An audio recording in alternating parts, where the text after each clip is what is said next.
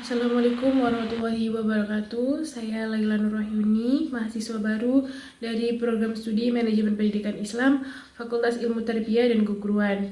Di sini saya akan menjelaskan rangkuman yang saya peroleh dari materi hari Selasa tanggal 31 Agustus dan hari Rabu tanggal 1 September 2021 dalam acara pengenalan budaya akademik kemahasiswaan atau PBAK tahun 2021 UIN Maulana Malik Ibrahim Malang.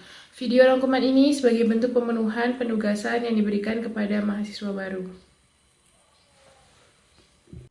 Yang pertama, materi yang saya dapat pada hari Selasa tanggal 31 Agustus 2021. Dalam kegiatan pada hari Selasa ada beberapa sambutan dan materi. Kali ini saya akan menjelaskan apa saja yang saya dapat secara singkat. Materi yang saya dapat dari Ibu Wakil Rektor 1, Profesor Dr. Ummi Sumbulan MAG. Dalam penuturan beliau mengatakan UIN Maulana Malik Ibrahim Malang memiliki 7 fakultas. Yang pertama, Fakultas Ilmu Tarbiyah dan Keguruan, di mana fakultas ini merupakan fakultas tertua di UIN Maulana Malik Ibrahim Malang. Yang kedua, Fakultas Syariah. Yang ketiga, Fakultas Ekonomi. Yang keempat, Fakultas Psikologi. Yang kelima, Fakultas Sains dan Teknologi. Yang keenam, Fakultas Humaniora. Dan yang terakhir yaitu Fakultas Kedokteran. Beliau juga menuturkan bahwa kampus UIN Maulana Malik Ibrahim Malang pada tahap pengakuan internasional dan reputasi internasional. Oleh karena itu, program-program yang mendukung upaya-upaya internasionalisasi universitas selalu mendapat dukungan, di antaranya dengan berbagai event internasional yang diikuti. Materi yang kedua yang saya dapat yaitu dari Bapak Wakil Rektor 3, Dr. Fatah Yasin MAG. Beliau menyampaikan bahwa mahasiswa harus mengupayakan diri baik secara spiritual atau mental dalam dunia perkuliahan. Menyiapkan mental secara spiritual memiliki 3 indikator yaitu 1. Berpikir ilmiah. Mahasiswa harus melakukan transformasi gaya belajar dari SLTA menuju pola belajar di perguruan tinggi. Berpikir ilmiah yaitu berpikir yang selalu dilandasi ilmu pengetahuan umum maupun keagamaan. 3. Harus kreatif, selalu tampil dalam memerankan diri di tengah-tengah masyarakat dengan berbagai kemampuan yang dimiliki, dengan berbagai macam kreativitas untuk bisa mengembangkan kreatif mahasiswa. Sehingga mahasiswa difasilitasi unit kemahasiswaan untuk mewadahi bakat minat mahasiswa.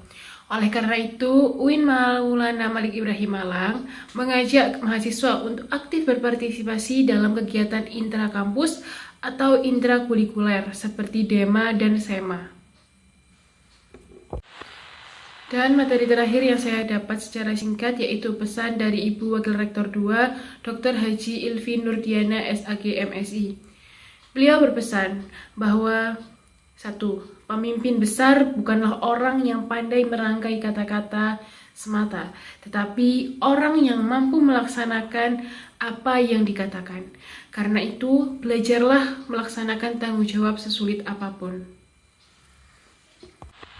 2. Pemimpin sejati bukan orang yang hanya memprovokasi atau terprovokasi, tapi yang mampu membangun jati diri dan memotivasi diri sendiri.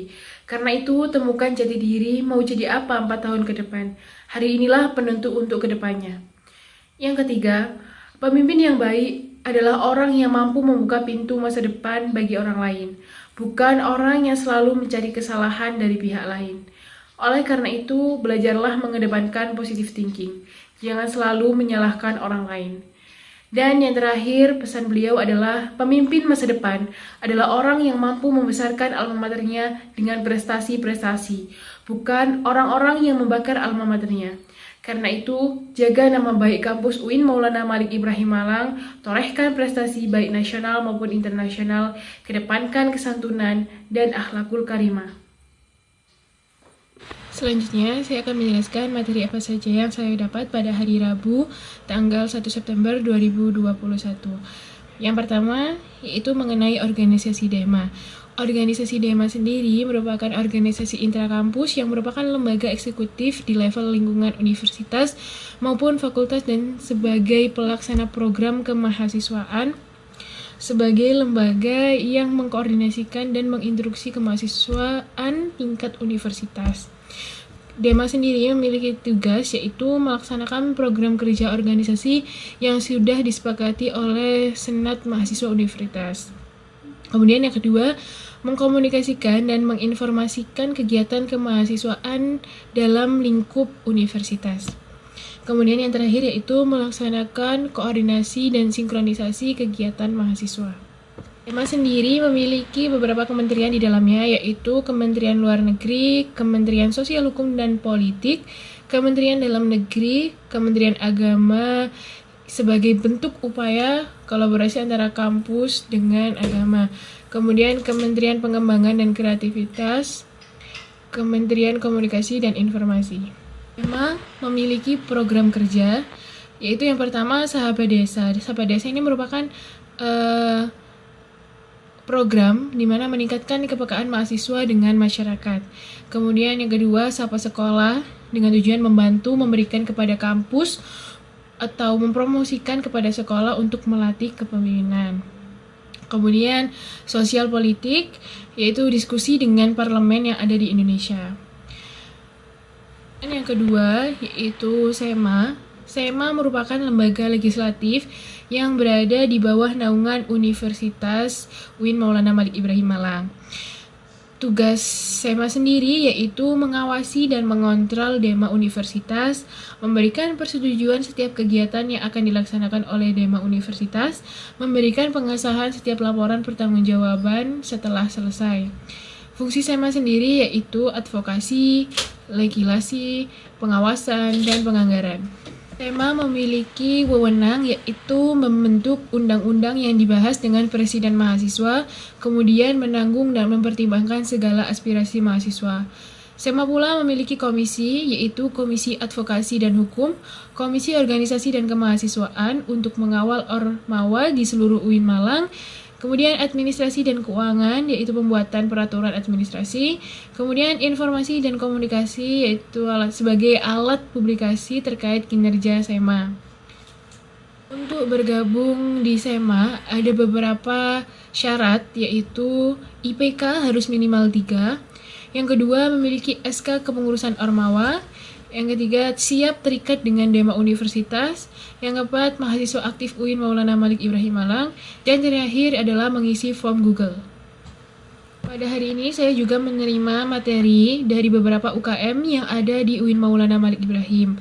Tetapi saya memilih salah satu UKM yaitu UKM Pramuka.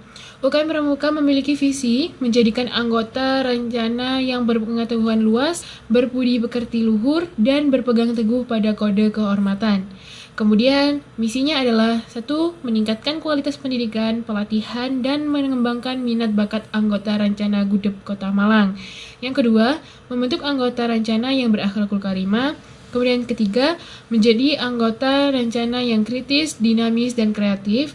Dan yang terakhir yaitu mengamalkan nilai-nilai kode kehormatan Pramuka.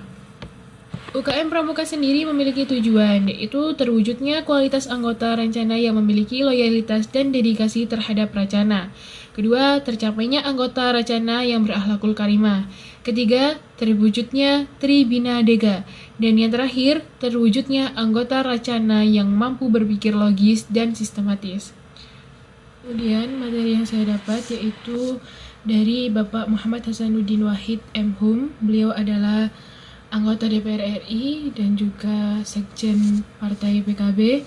Beliau merupakan alumni UIN Maulana Malik Ibrahim Malang. Beliau membawakan materi yaitu tentang kebangkitan bangsa menuju Indonesia tangguh. Menurut beliau, kunci untuk mengendalikan pandemi ada 2, yaitu vaksinasi dipercepat untuk healthy immunity, kemudian disiplin berprokes. Karena Indonesia itu masih belum patuh terhadap prokes dan kesadaran masyarakat, terutama masyarakat di desa, masih kurang mengenai COVID-19. Beliau juga menuturkan bahwa pandemi COVID-19 ini membawa dampak terhadap masyarakat Indonesia. Yang pertama dalam sektor ekonomi, yaitu melemahnya daya beli masyarakat, kemudian hilangnya pekerjaan.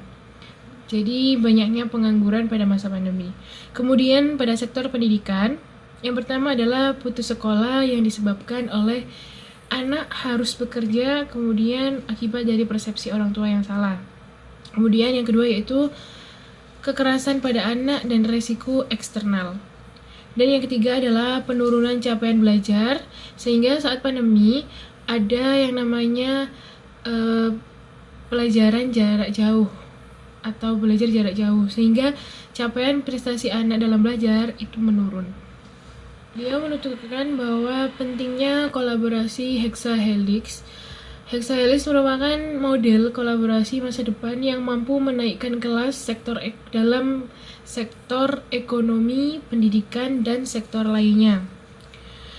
Tidak hanya model di masa pandemi, tetapi akan menjadi model kolaborasi masa depan yang mampu menaikkan kelas pada sektor ekonomi. Menurut beliau, ada 3 kekuatan yang dapat mengubah dunia, yaitu kemajuan teknologi. Karena kita hidup pada era di mana teknologi menjadi lebih maju, di era modernisasi, di era digitalisasi. Yang kedua yaitu agama, yang ketiga pasar. Beliau juga menuturkan peran dan peluang UIN atau PTKIN. Yang pertama, arus utama pengembangan teknologi digital, itu mampu mendayagunakan civitas akademika untuk menambah ke dunia teknologi dan kewirausahaan. Yang kedua yaitu link and match dengan sektor industri, mampu menghasilkan inovasi baru di bidang teknologi mutakhir. Dan yang ketiga menjadi kekuatan sosio-technopreneur, yaitu agar inovasi Indonesia tumbuh subur dan perlu melakukannya kolaborasi dengan industri. Yang keempat yaitu epicentrum ajaran agama inklusif. Dan pemaparan yang terakhir menurut beliau yaitu menjadi generasi unggul. Yang perlu diutamakan adalah keagungan moral dan spiritual, gandrung ilmu pengetahuan, memiliki digital quotient, dan yang terakhir adalah kesalehan atau peduli sosial. Materi terakhir yang saya dapat yaitu dari Bapak Haji Basri Zain MA PhD. Beliau menuturkan bahwa dia sedih, paling menyedihkan yaitu fenomena di mana masyarakat susah membedakan antara berislam, berarab, dan bertimur tengah. Kemudian beliau menuturkan apa itu modernisasi Islam. Modernisasi Islam memiliki definisi yaitu secara etimologis yaitu wasatiyah berarti jalan tengah, posisi tengah, dan berkeadilan. Secara terminologis yaitu pemahaman atau praktek keagamaan yang menjunjung tinggi kesetaraan, keberagaman, toleransi dengan berpijak pada prinsip tawazun antara rasio atau logika, teks, serta konteks. Dasar teologis yaitu Al-Quran Surah Al-Baqarah ayat 144, yaitu beberapa hadis dalam Sahih Bukhari dan juga legal opinion of the jurists and Muslim scholars. Berikutnya, kenapa modernisasi relevan dan urgent di Indonesia? Yang pertama, karakter Islam sebagai agama rahmatan lil alamin yang menjunjung tinggi keadaban dan harmoni inter dan antar pemeluk agama. Yang kedua, historitas Islam di Indonesia. Yang ketiga, karakter masyarakat Indonesia yang lekat dengan kesantunan. Yang keempat yaitu ideologi bangsa Pancasila dan moto Bhinneka Tunggal Ika. Isu-isu politik yang terkait dengan Timur Tengah dan politik global, baik secara langsung atau tidak, dapat mempengaruhi pemahaman dan sikap keberagaman masyarakat Indonesia serta mengganggu agenda modernisasi Islam seperti konflik Palestina versus Israel, aliansi politik Arab Amerika, kemudian oil, dan yang keempat adalah political despotism and hypocrisy. Dan yang terakhir yaitu apa peran mahasiswa dalam menghadapi modernisasi Islam, yaitu mahasiswa harus memerankan diri sebagai agent of change dalam penguatan dan mendeminasi agenda modernisasi. Yang kedua, mahasiswa harus mengedepankan kepentingan kebangsaan dan keagamaan yang sesuai dengan prinsip moderasi. Yang terakhir, mahasiswa UIN harus cerdas akademik, religius, dan berkebinekaan. Sekian materi yang saya dapat simpulkan dari kegiatan PBAK Universitas UIN Maulana Malik Ibrahim Malang dalam 2 hari, hari Selasa dan hari Rabu. Bila ada kurang lebihnya, saya mohon maaf. Wassalamualaikum warahmatullahi wabarakatuh.